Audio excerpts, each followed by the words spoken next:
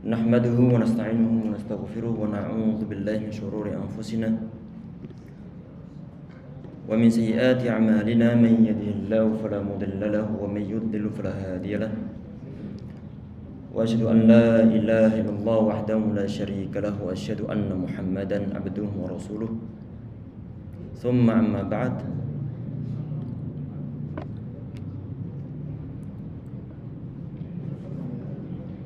Ikhwah sekalian yang insyaallah dirahmati oleh Allah Subhanahu wa taala.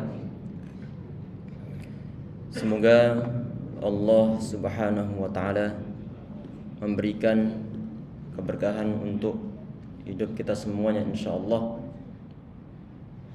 Semoga kegiatan kita saat ini diberikan kemanfaatan, diberikan keberkahan oleh Allah Subhanahu wa taala.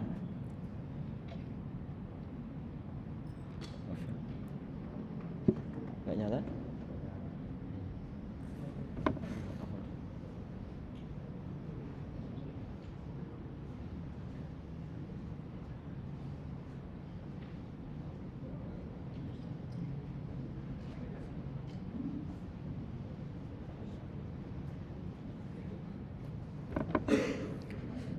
Bismillahirrahmanirrahim.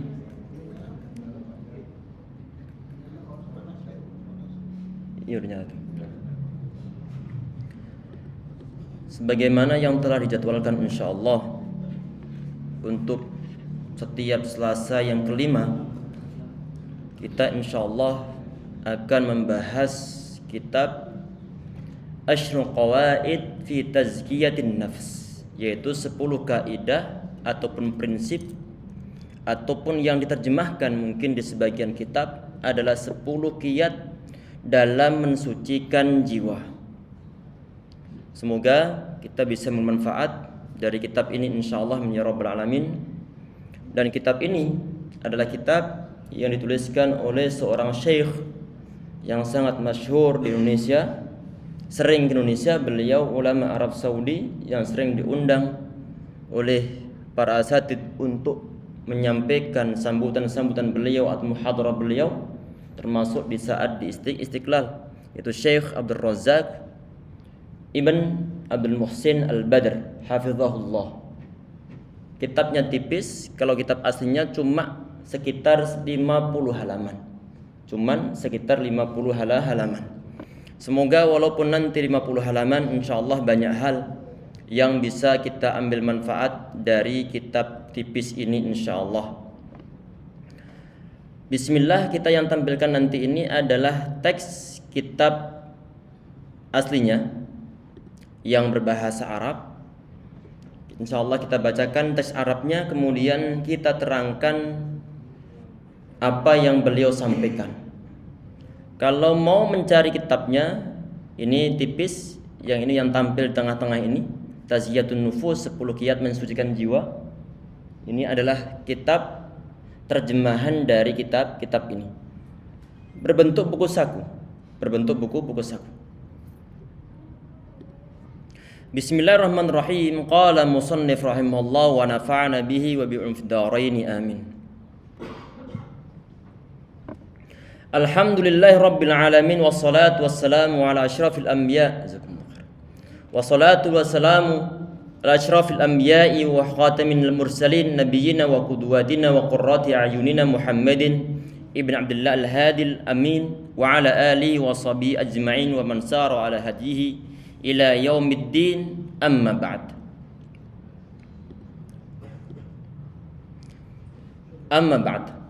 Fannafsu allati baina jambil insani amru wa azim. Kata beliau di sini, jiwa yang berada di dua sisi umat manusia ataupun yang berada dalam diri umat manusia, urusannya itu adalah urusan yang besar, bukan urusan kecil.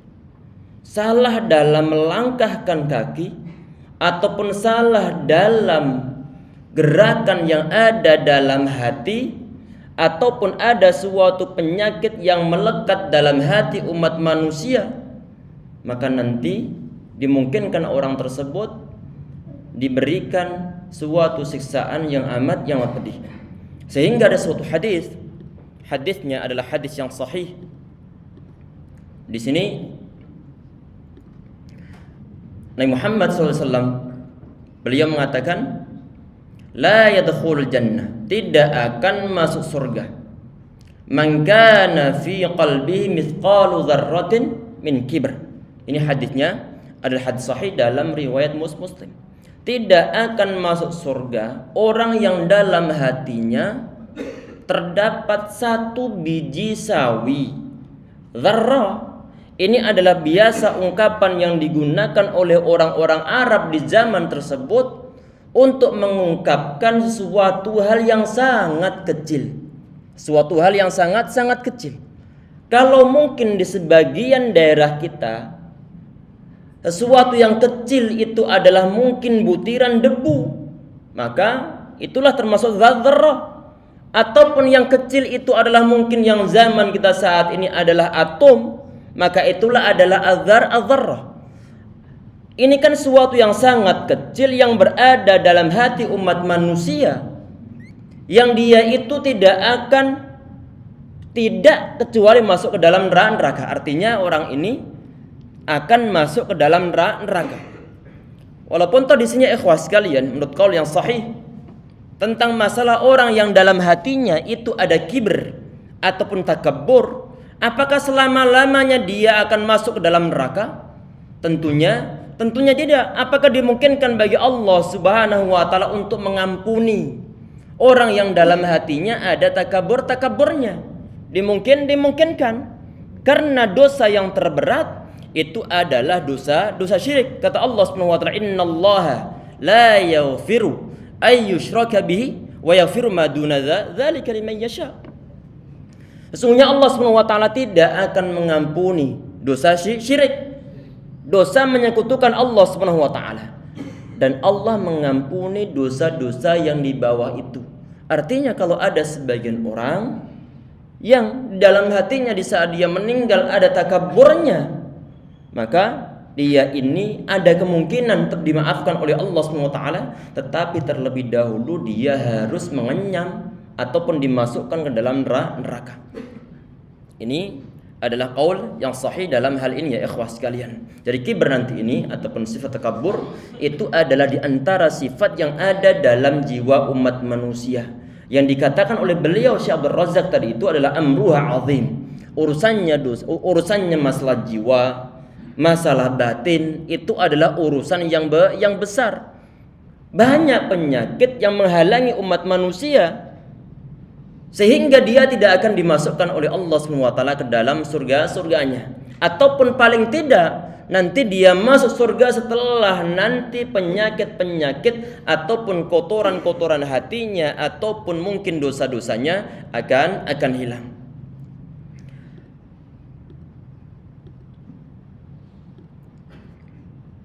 Kemudian di poin berikutnya, di kelanjutan dari hadis tadi itu yang kita bacakan, bahwa kibr itu adalah ghamtun nas. Ghamtun nas artinya merendahkan umat manusia. Sebelumnya disebutkan Muhammad batarul haq, menolak suatu kebenaran. Orang yang dalam hatinya, yang berpenyakit hati, yang ada dalam jiwanya, dia itu tidak akan menerima suatu kebenaran walaupun toh kebenaran tersebut itu datang dari Rasulullah. Jelas-jelas hadisnya adalah hadis yang sahih, disahihkan oleh para ulama. Kalau dia itu misalnya ada takabbur dalam hatinya, maka dia itu pun tidak akan mau mengakui suatu kebenaran. Padahal masalah urusan agama kita itu ya ikhwas sekalian adalah perlu ada suatu dalil yang sahih kita praktekkan. Ada sebagian umat manusia saat dibacakan suatu dalil yang sahih mereka menolaknya. Karena kenapa? Karena gengsi. Kalau gengsi kemudian dia itu tidak mengakui suatu dalil, ada unsur takabbur dalamnya. Ada urusan dunia, ada takabbur. Urusan akhirat kadang-kadang juga takabbur. Ini yang perlu untuk kita hindari, perlu untuk kita bersihkan dari jiwa-jiwa kita. Ini beratnya masya Allah. Urusan hati amruha azim, kata beliau tadi itu. Kemudian di poin berikutnya beliau mengatakan, faqad aqsama Allah azza wa jalla fi surat asy-syams. Allah Subhanahu wa taala di sini dia telah bersumpah. Dia telah bersumpah. Fi surat asy-syams, di dalam surat asy-syams, ala nafsil muflihah, atas jiwa yang beruntung, wa ghairil muflihah, dan juga jiwa yang beruntung, bi'adadin minal makhluqatihil kibarid dalati ala 'azamatihi. Jadi begini ya ikhwas sekalian, kita bahas insyaallah satu persatu perkataan ataupun ungkapan yang beliau gunakan dalam kitab-kitab ini. Di sini beliau mengatakan faqad aqsamallahu surat asy-syams. Allah Subhanahu wa taala dia telah bersumpah dalam surat asy-syams. Ada sumpah-sumpah yang diucapkan oleh Allah Subhanahu wa taala dalam surat asy-syams, demi matahari, demi malam, demi siang, demi nahar waktu siang, demi waktu duha, termasuk nanti disebutkan di situ itu adalah demi jiwa. Ini Allah Subhanahu wa taala dia bersumpah dengan menggunakan nama-nama makhluknya. Saat ditanya itu kok Allah bebas untuk bersumpah dengan menggunakan nama makhluknya? Kok kita nggak boleh bersumpah dengan menggunakan nama selain Allah Subhanahu wa taala atau sifat Allah Subhanahu wa taala? Allah Subhanahu wa taala dia yang berkuasa. Allah Subhanahu wa taala dia yang membuat suatu aturan. Kalau dia mau bersumpah dengan menggunakan nama makhluknya, itu hak Allah Subhanahu wa taala. Terus kita bagaimana, apakah kita diperbolehkan untuk bersumpah dengan menggunakan nama makhluknya? Tidak diperbolehkan. Ada suatu hadisnya adalah hadis yang sahih. Man kana halifan fala yahlif illa billah. Barang siapa yang mau bersumpah, maka dia enggak boleh bersumpah kecuali menggunakan nama Allah Subhanahu wa taala ataupun nama sifat-sifat Allah Subhanahu wa taala. Berarti kita hanya boleh menggunakan nama ataupun sumpah demi Allah, ataupun demi warabbul Ka'bah atau warabbil Ka'bah, demi Tuhannya Ka'bah, ataupun demi Ar-Rahman, menggunakan sifat-sifatnya, menggunakan asma-asma Allah Subhanahu wa taala, tallahi wallahi billahi. Terserah, yang penting menggunakan nama Allah ataupun menggunakan nama-nama atau menggunakan sifat-sifat Allah Subhanahu wa taala. Sehingga kalau menggunakan nama selain nama Allah maka tidak diperbolehkan. Termasuk ketidakbolehan menggunakan nama Rasulullah SAW untuk bersumpah. Demi Allah, demi Rasulullah. Kata sebagian orang, ini tidak diperbolehkan. Kita hanya boleh bersumpah dengan menggunakan nama Allah Subhanahu wa taala dan tidak boleh menggunakan nama selain Allah Subhanahu wa taala. Di sini saat ditanya itu kira-kira kenapa? Apa hikmahnya di saat Allah Subhanahu wa taala dia kok bersumpah menggunakan nama-nama makhluknya? Termasuk Syekh Ibnu Utsaimin rahimahullah, beliau di antara fatwa beliau mengatakan di sini hadza min fi'lillah. Jadi sumpah ini adalah termasuk di antara fi'il ataupun perbuatan Allah Subhanahu wa taala. Wallahu la yus'al amma yaf'al. Allah Subhanahu wa taala itu tidak boleh untuk ditanya dan tentang apa yang dia laksanakan. Hak Allah Subhanahu wa taala untuk bersumpah dan menggunakan nama-nama makhluknya. Sedangkan kita itu nanti yang akan diminta ataupun ditanya oleh Allah Subhanahu wa taala tentang perbuatan kita. Kemudian di sebagian fatwa beliau mengatakan tentang masalah hal ini, kenapa Allah Subhanahu wa taala bersumpah dengan menggunakan nama makhluknya? Di sini dikatakan oleh Syekh Muslim rahimahullah dan juga para ulama yang lainnya, ini adalah tentang al-ihtimam bil muqsam alaih. Yaitu biar nanti umat manusia ada perhatian tentang muqsam alaih, tentang sesuatu yang digunakan bersumpah oleh Allah Subhanahu wa taala. Ada sesuatu yang sangat besar, sangat agung yang perlu diperhatikan oleh umat manusia. Tentang apa di antaranya? Tentang wa nafsi wa ma sawwaha. Tentang jiwa yang disebutkan oleh beliau nanti di dalam poin-poin ini. Ada jiwa yang digunakan bersumpah oleh Allah Subhanahu wa taala. Termasuk misalnya adalah wal 'asr, adalah demi masa. Karena umat manusia mereka lalai ataupun lupa tentang adanya masa kesempatan oleh Allah Subhanahu wa taala yang diberikan oleh Allah Subhanahu wa taala terhadap umat manusia. Tahu-tahu terlewat tanpa ada suatu nilai produktif yang membuat umat manusia dia itu mendapatkan suatu kemanfaatan dunia ataupun kemanfaatan akhirat. Sebagian nggak mendapatkan apa-apa, bahkan mendapatkan suatu dosa ataupun waktunya terbuang sia-sia.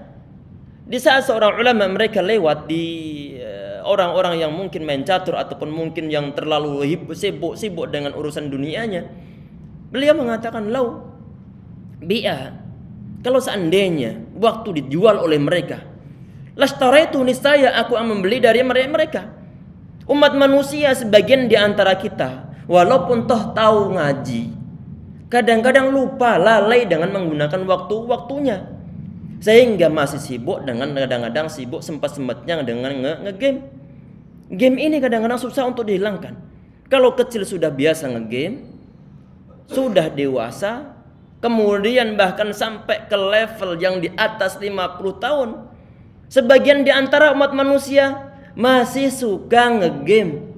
Kalau tidak di-cut, waktu akan terbuang sia-sia, sedangkan nyawa kita semua sudah mendekati kita. Umat manusia lupa. Di saat umat manusia atau rata-rata umat manusia mereka lalai dengan kewajibannya, lalai dengan waktu yang Allah Subhanahu wa taala berikan terhadap mereka semuanya.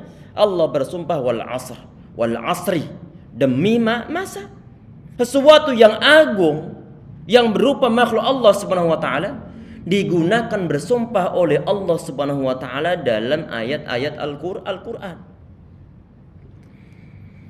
Kemudian di poin berikutnya kita perhatikan di sini ini disebutkan firman Allah Subhanahu wa taala wasyamsi wadduhaha, demi matahari dan juga waktu duha, wal qamari idza talaha wan nahari idza jallaha wal laili idza yaghshaha was samai wa ma banaha wal ardi wa ma tahaha. Semua tadi ini adalah sumpah-sumpah dari Allah Subhanahu wa taala dengan nama-nama makhluk-makhluknya, mulai dari asyams matahari, duha wad duha, kemudian qamar bulan, kemudian nahar waktu siang, wal lail waktu malam, was sama langit, dan wal ardi adalah bumi. Kemudian Allah Subhanahu wa taala mengatakan di sini wa nafsi wa ma sawwaha. Ini nanti adalah termasuk yang akan dibahas oleh beliau dalam poin-poin ini, wa nafsi wa ma sawwaha, dan jiwa serta penyempurnaan, dan demi jiwa serta penyempurnaan ciptaannya. Jiwa umat manusia, ikhwas sekalian, disempurnakan penciptaannya oleh Allah Subhanahu wa taala.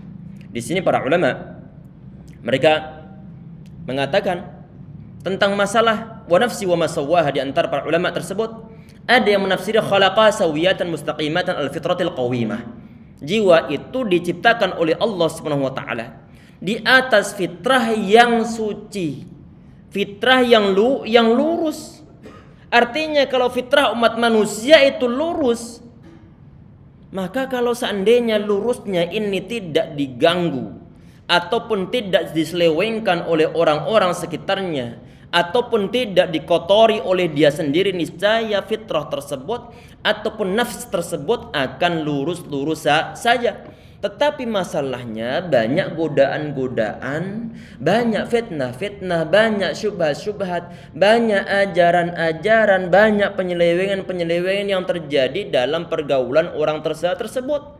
Nabi Muhammad dalam suatu hadis yang sahih beliau mengatakan kullu mauludin yuladu al-fitrah. Setiap orang yang terlahir itu terlahirnya dalam keadaan fitrah, dalam keadaan suci batinnya, suci akidahnya, mengakui akidah tauhid, mengakui untuk menjadikan Allah Subhanahu wa taala sebagai sembahannya. Fa abawahu yuhawidanihi.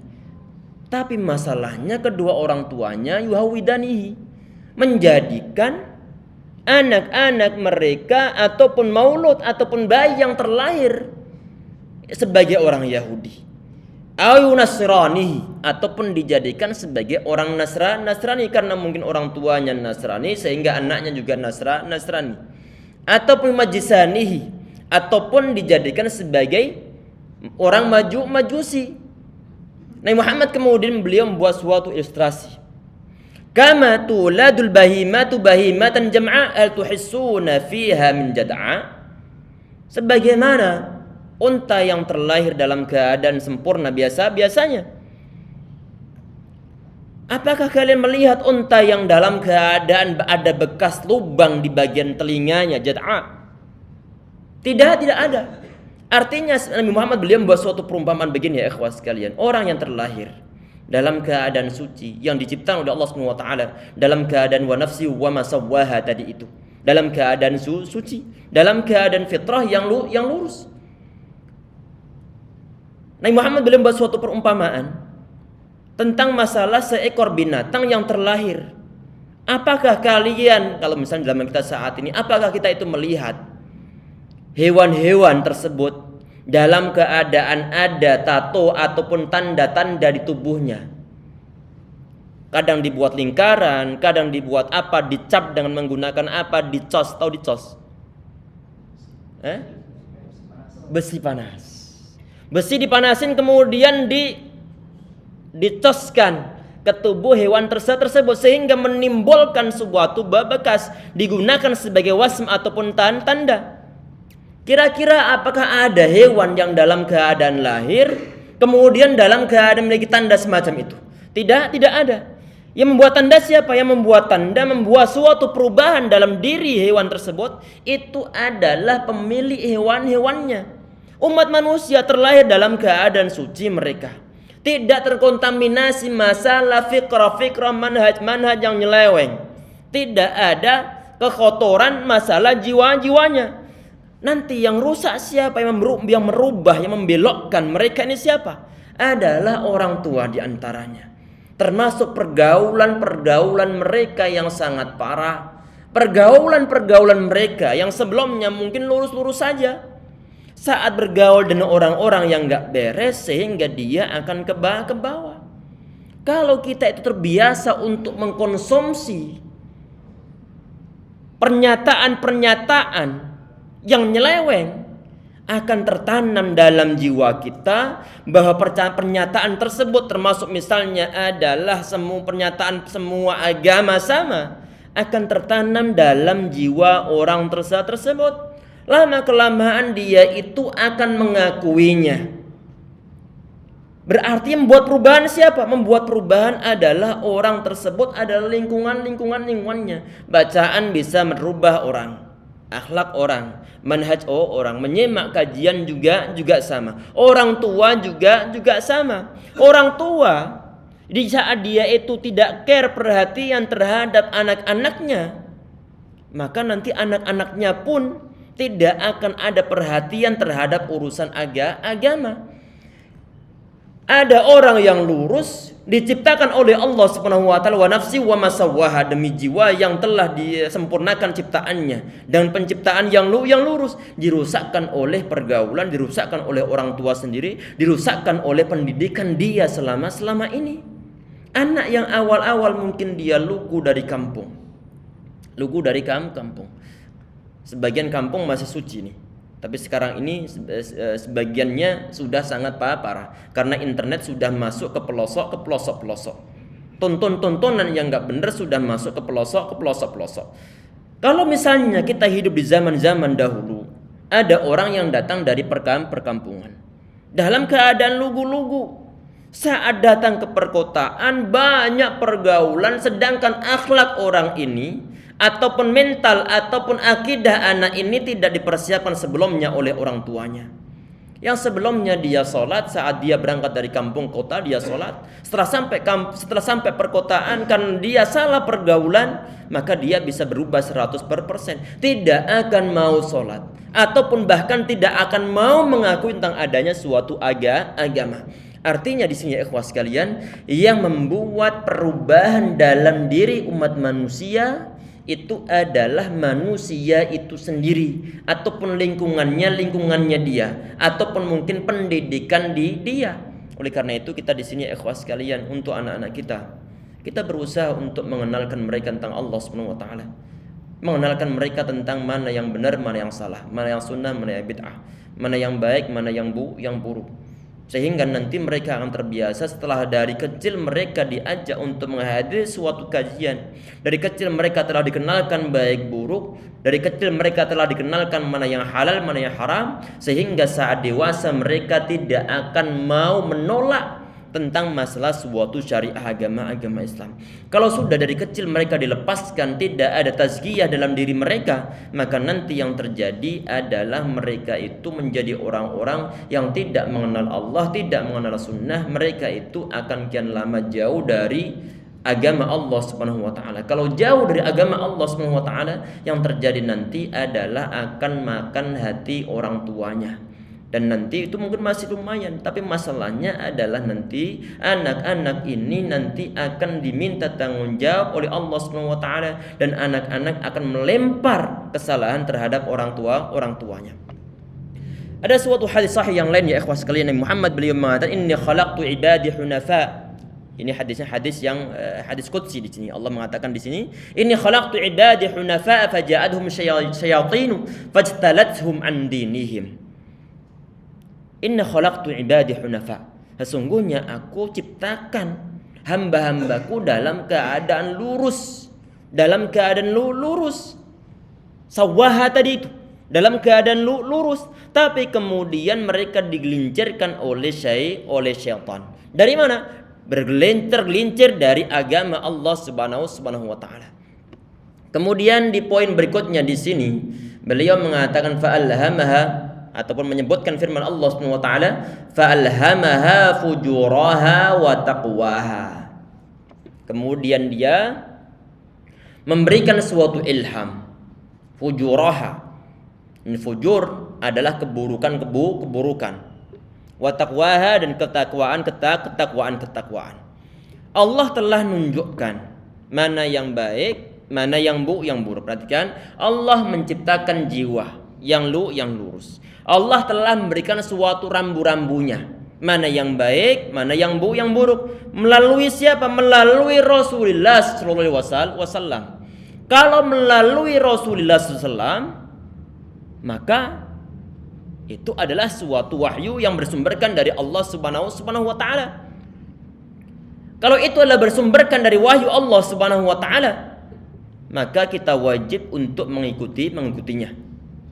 Nabi Muhammad beliau telah menyampaikan secara jelas tentang hal-hal yang membuat manusia bisa masuk ke dalam surga dan bisa menghindarkan umat manusia masuk ke dalam neraka. Semua diterangkan dengan jelas oleh Rasulullah SAW. Kalau dengan jelas diterangkan oleh beliau, maka bagaimana? Tinggal nanti kita cari poin-poin apa saja yang diajarkan oleh beliau. Karena kita nggak mungkin bisa mengetahui tentang fujur, tentang takwa, tentang dosa, tentang kebaikan, tentang yang lain sebagainya, tentang bid'ah, tentang sunnah, tanpa kita mau mengaji sesuatu yang mustahil. Sesuatu yang mustahil. Padahal Allah Subhanahu wa taala dia mengatakan, "Wa ma atakum rasulu fakhudhu." Apa yang dibawa oleh Rasulullah, fakhudhu, kalian ambillah. Kalian ambillah. Wa manahakum anhu fantahu. Yang dibawa oleh beliau kalian jauhilah. Nabi Muhammad beliau telah menyampaikan tentang baik buruk. Allah Subhanahu wa taala juga telah memberikan rambu-rambu tersebut, fa'alhamaha fujuraha wa taqwaha. Kemudian di sini Allah mengatakan, qad aflaha man zakkaha. Ini perhatikan, ini adalah pembahasan inti dalam poin ini. Qad aflaha man zakkaha. Sungguh telah beruntung orang-orang zakkaha, yang telah mensucikan jiwanya. Kitab ini adalah tentang 10 kiat mensucikan jiwa, ataupun judul bahasa Arab yang disampaikan ataupun dituliskan oleh beliau adalah Ashrul Qawaidi fi Tazkiyatin Nafs. 10 kiat dalam mensucikan jiwa.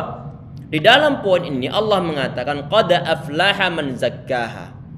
Sungguh telah beruntung orang yang mensucikan jiwanya.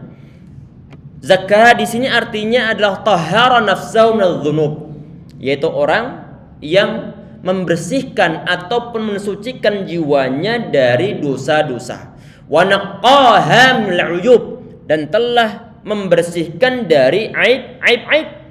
Wa raqqaha bi taatillah, serta meningkatkan derajat dengan taat kepada Allah Subhanahu wa taala, wa alaha bil ilmi nafi', serta meninggikan dengan ilmu yang bermanfaat.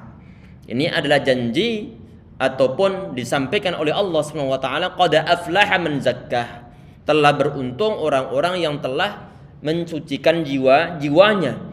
Tazkiyatun nafs ya ikhwah, ini adalah tidak hanya poin 1 ataupun 2. Artinya pensucian jiwa itu medianya tidak hanya 1 ataupun 2 saja, tetapi segala bentuk ketaatan kepada Allah Subhanahu wa taala itu adalah bisa mensucikan jiwa umat manusia. Kalau jiwanya suci, maka nanti terakhirnya goalnya adalah dimasukkan ke dalam surga Allah Subhanahu wa taala. Termasuk misalnya, termasuk adalah salat, iqamatus shalah, mendirikan salat.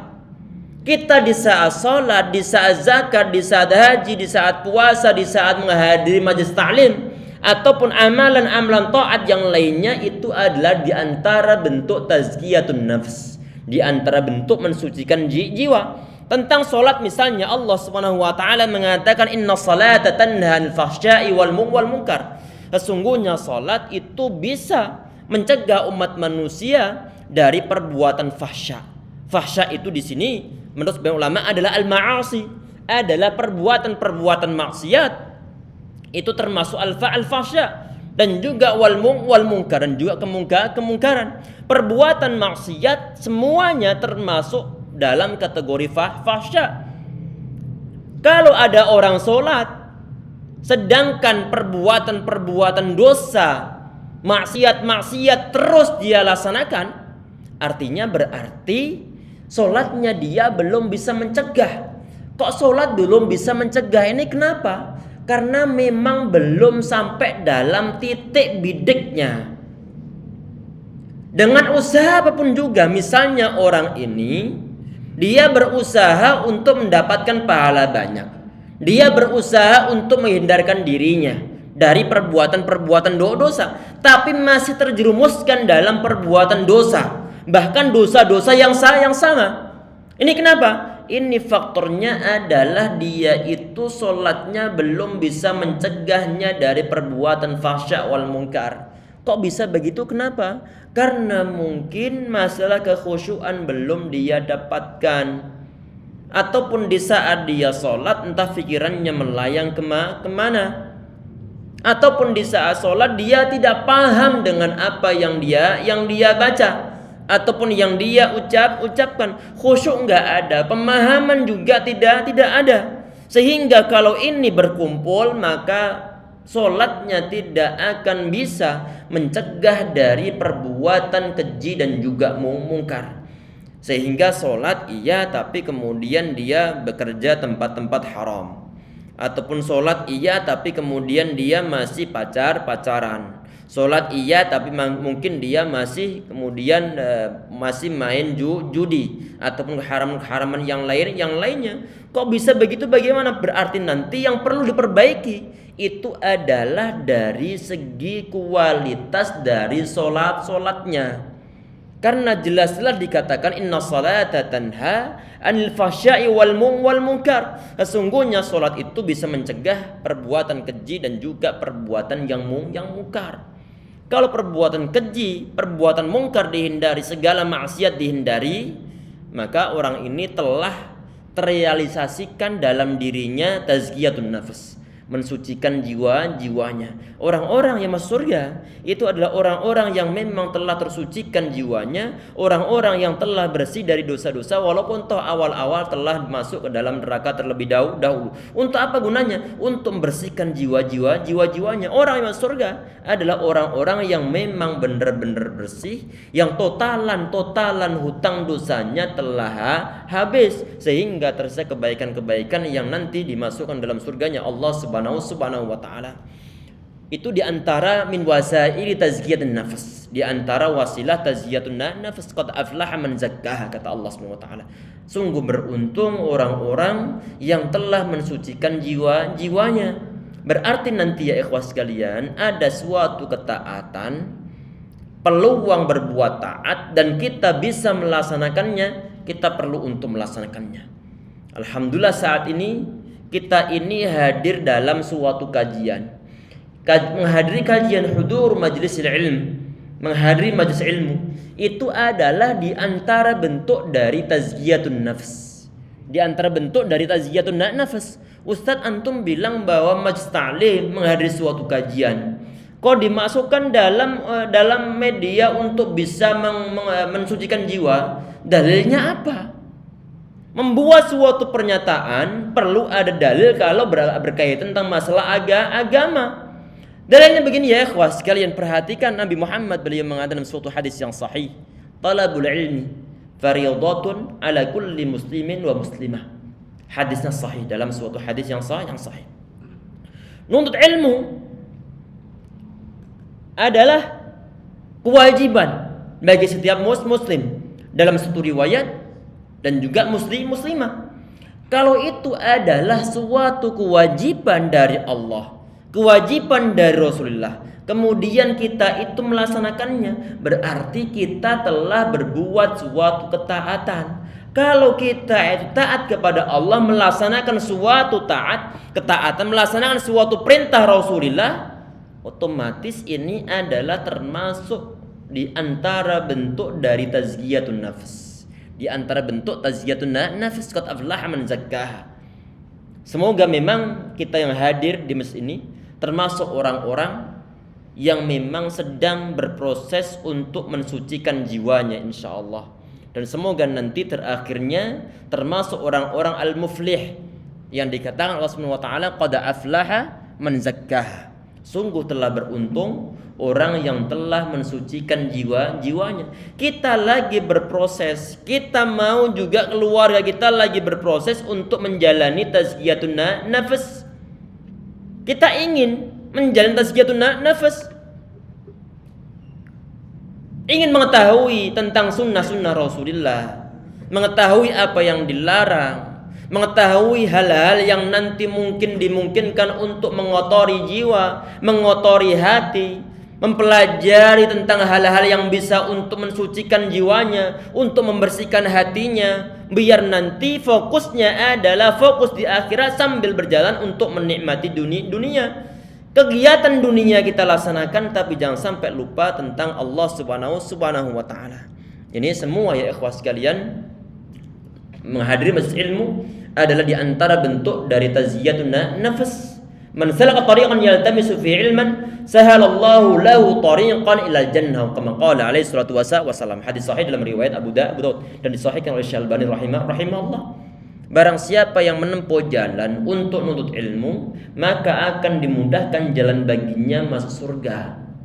Dari hadis tersebut, penuntut ilmu syariah dimudahkan untuk masuk surga. Kita ngaji adalah melaksanakan mencari suatu ilmu syariah.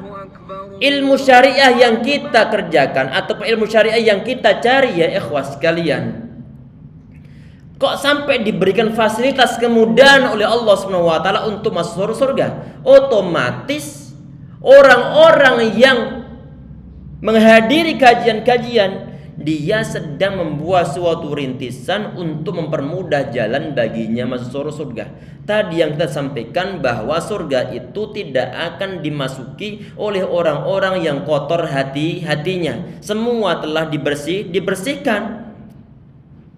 Berarti kalau penuntut ilmu itu nanti perbuatannya dimudahkan untuk menempuh jalan menuju surganya Allah SWT, berarti nuntut ilmu syariah itu adalah di antara bentuk tazkiyatun nafs. Tadi ini Allah mengatakan qad aflaha man zakkaha. Sungguhnya beruntunglah orang yang mensucikan jiwa itu atau mensucikan jiwanya. Sungguh beruntung. Kita berbuat taat, maka nanti akan disucikan jiwa kita oleh Allah Subhanahu wa taala. Kemudian di sini beliau ataupun Allah mengatakan wa qad khaba man dassaha, dan sungguh telah merugi orang-orang yang mengotorinya. Kebalikannya tadi itu, orang yang mensucikan jiwanya dia orang beruntung. Kalau orang yang ngotori jiwanya maka dia adalah orang yang tidak akan beruntung, mendesah. Di sini beliau mengatakan, ya ikhwah sekalian, dassaha, kata dassaha ini asluhu tadsiyah. Aslu tadsiyah. Jadi kata dassaha itu adalah asalnya kata tadsiyah, ataupun seakar ataupun berderivasi dengan kata tadsiyah. Huwal ikhfa, artinya adalah menyamarkan. Fal 'asi qad akhfa nafsahul karimata bi fi'lil atham. Orang yang berbuat maksiat dia telah menutupi jiwanya yang mulia. Dengan apa? Dengan maksiat. Kalau ada suatu perbuatan maksiat dilaksanakan oleh si A, oleh si B, maka jiwanya akan tertutupi. Wa qamaraha biradha'ili wal khasa'isi, dan menguburnya dengan berbagai hal yang rendah dan juga hina. Wa qamaha wa ahlaka bi fi'lil 'uyub, serta menguburkannya atau menghancurkannya dengan melakukan berbagai hal yang tercela. Sehingga kemudian di sini ini adalah hatta sarat nafsan dani'atan wadi'atan munhaqqatan, sehingga nanti jiwanya menjadi jiwa yang rendah dan juga hina. Kita tambah sedikit insyaallah. Wastahaqqa bidzalikal khaybatu wal khusranu wal iyadzu billah. Kalau sudah begitu nanti maka bagaimana? Maka dia akan merugi, naudzubillah. Semakin banyak maksiat yang dilaksanakan oleh umat manusia, maka nanti jiwanya kian lama kian kotor. Kalau jiwanya kian lama kian kotor, maka nanti dia tidak mendapatkan tidak mendengarkan suatu nasihat. Ada suatu hadis yang sahih, innal mu'mina idza adznaba dzamban. Sesungguhnya seorang mukmin kalau dia itu berbuat suatu dosa, kanat nuqtatun sauda'u fi qalbihi, maka nanti dalam hatinya akan ada nuqtah sauda, akan ada titik hitam. Satu maksiat titik hitam, dua maksiat dua titik hitam, tiga maksiat besar maksiat semakin lama semakin membesar. Titik hitam yang merubah ataupun yang menutupi hatinya. Kalau hatinya telah tertutupi maka sensitivitas hati tersebut tidak akan dia miliki, sehingga dia tidak akan mau mendengarkan suatu nasihat. Tidak akan mau untuk mendengarkan suatu kebaikan. Mungkin sampai di situ dulu ya ikhwas sekalian. Nanti untuk poin yang terakhir kita ulang nanti di pertemuan berikutnya, nanti 2 bulan atau mungkin 3 bulan setelahnya nanti insyaallah.